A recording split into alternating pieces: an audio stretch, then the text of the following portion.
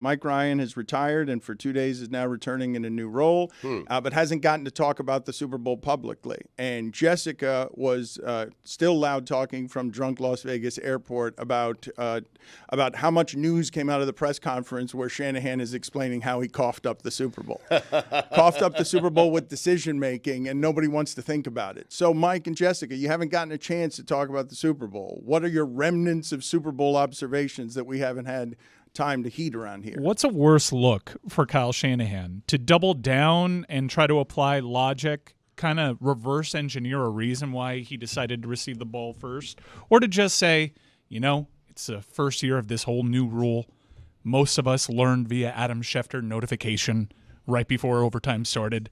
And I know that's the case for like 90% of everybody second-guessing it, man. There's no way everybody was familiar with these rules.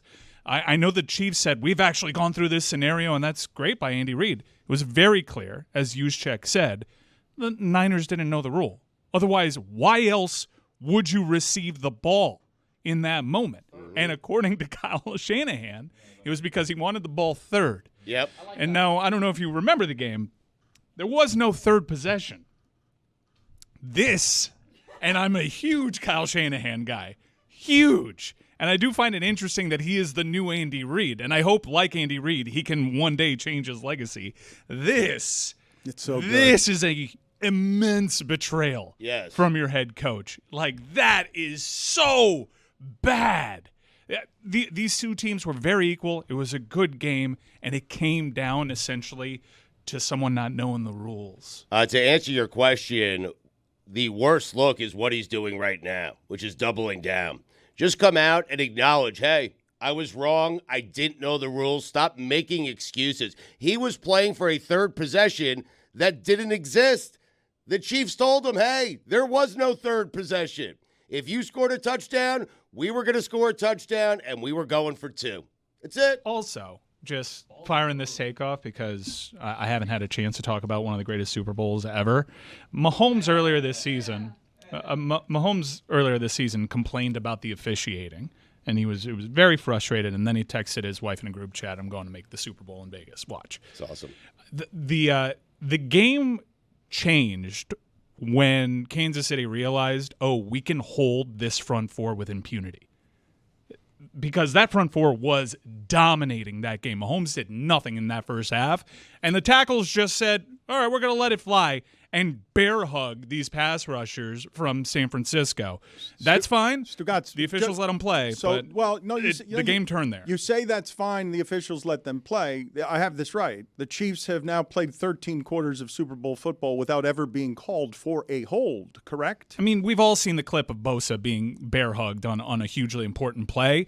Chase Young was maybe on his way to an MVP performance, and we didn't see much of that in the second half. And it's because the adjustment that was made by Kansas City was, okay, these officials are going to let us play. We can do whatever we want. And by the way, those Kansas City tackles have been getting away with so much all season long. So that's why I came down so hard when Patrick Mahomes decided to be a baby about officiating. He gets the benefit of the doubt so often.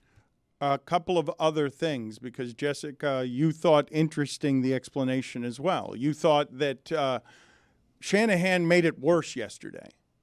I think so. I think he should have just lied. Take a leaf out of Stugotz's personal record book. Just lie. Just be like, we talked about every scenario, and this was the one that we thought would work. It didn't work, but we discussed it a lot, and we thought long and hard about it.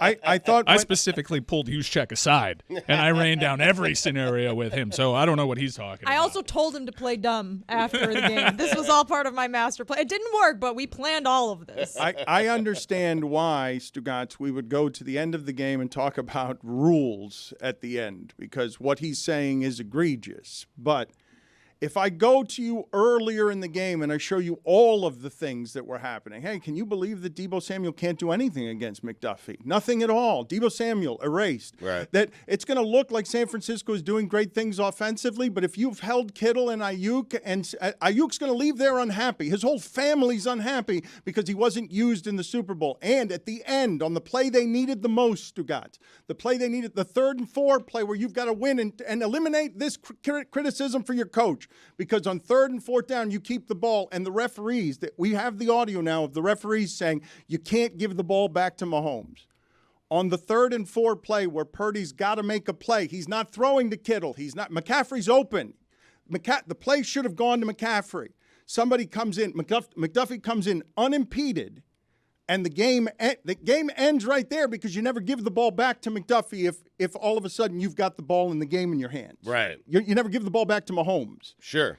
And so when you watch the expertise of what you're talking about there, because Mike's not wrong, you got to know the rules. And how do you not know the rules?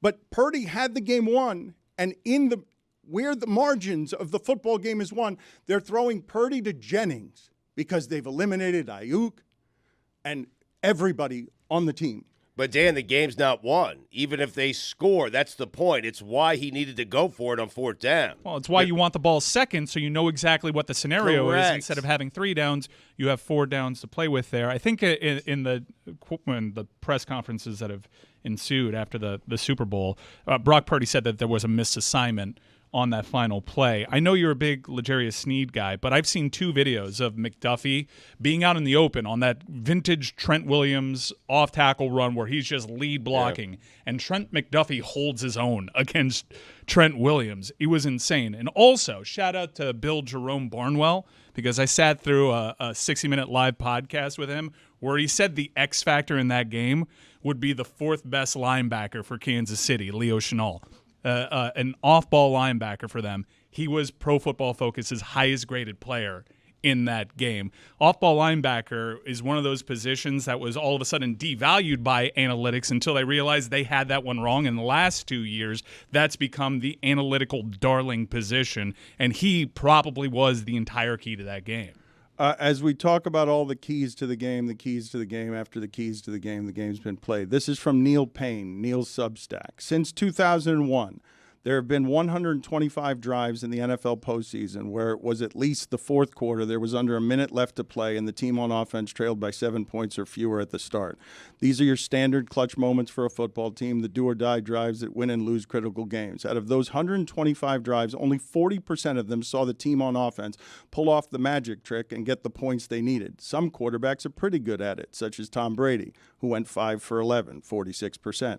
Or Drew Brees, who went 3 for 6, 50%. Only Patrick Mahomes, though, is 7 for 7, or perfect in those dire situations. And the refs are on audio saying, don't give Mahomes the ball back. You can't give Mahomes. The one thing we know about the sport is don't give. And I'm wondering if next year Brady's going to be bitter all year calling these games because he's going to be like, don't erase me that fast. I was the best at that. Don't erase me at being winner guy that quickly. I just did it a couple of years ago. Dan, he has 4 more Super Bowls to win. Like the notion that Patrick Mahomes, he's had a great 6 years. Perhaps it's been better than Brady's first 6. But it's already being done. Enough. There's no way that whoever's doing it is stupid. No, do I have this wrong? Do you think Brady's not watching this and listening to everybody? Can you guys slow down on erasing me because you're already saying Mahomes is the best at this? I was just playing a couple of years ago. I mean, Brady's career got off to a weird start in that he had this sort of start that Patrick Mahomes, you could say Patrick Mahomes eclipsed that start. And then for Brady's, what should be his prime, he didn't win a Super Bowl. Yeah. Like we've gone through the set that Wes Welker found a way to not win a Super Bowl with Manning and Brady. He went a really long stretch with other teams going in there and winning the thing. And I think that just expecting Patrick Mahomes to replicate something that we've never seen before is still a bridge too far. Is Brady a compiler? Oh boy. Stop it. What are you doing? I'm just do that. I'm just asking the course he question. is. Yeah, he compiled rings. He compiled rings, but like he played until he was 57 or whatever, right? Wayne Newton. 45. And then like also, was he ever the best quarterback in the league? Yeah, the 1 year he didn't win. Yeah. Well, did he ever win MVP is what you're saying? Yeah. But MVP doesn't mean he was the best in the league. Did anyone ever look at Tom Brady and say, this is the best quarterback? Because I don't You're not going to do this I don't today. know. What is he He's doing, got a Dan? point. We did like Peyton Manning, Tom Yeah. Brady, and then we did Aaron Rodgers, Tom Brady, and then we did Pat think- Mahomes, Tom Brady. See what I'm saying? I think people called him that when he went 2-0 against Patrick Mahomes. they were wrong. He wasn't the better quarterback. He's a 3-time MVP. yeah, but The cool thing about Tom Brady is that from his skill set, I get the point that he was making. What do you do against that? Because Tom Brady, even though being the best quarterback of all time and playing in the greatest era of quarterbacks of all time, was never identified as the most skilled. See? He could be the greatest of all time, but he was never the greatest. You know what he was the greatest at, time. Billy? Winning. Yeah. Put his rings in a box, put everybody else's rings in a box, see how they shake up. Played more years. But that defense, I mean, that's you know not what I good, mean? He man. beat Defense, Patrick please. Mahomes in Arrowhead as a Patriot. He beat Patrick Mahomes in the Super Bowl as a Buck. I'm asking you guys, COVID year. do you think that Tom Brady is going to be bitterly calling all of Mahomes' games the rest of the way? Saying from the booth, Going out of his way to look, crush him. he's already told us the sport is now mediocre. As soon as he retired, he thought, now, will Brady be a hot take artist in old age that just skewers Patrick Mahomes and says, you're not as good as me, kid? Do it in Carolina. If you go by PFF rankings between 2010 and 2020, he was the highest rated quarterback 3 times. Tom Brady was. Right. He's Well, great. the Yeah, one he year wasn't 7 times, though. So if he's 30%, I mean, that's an F.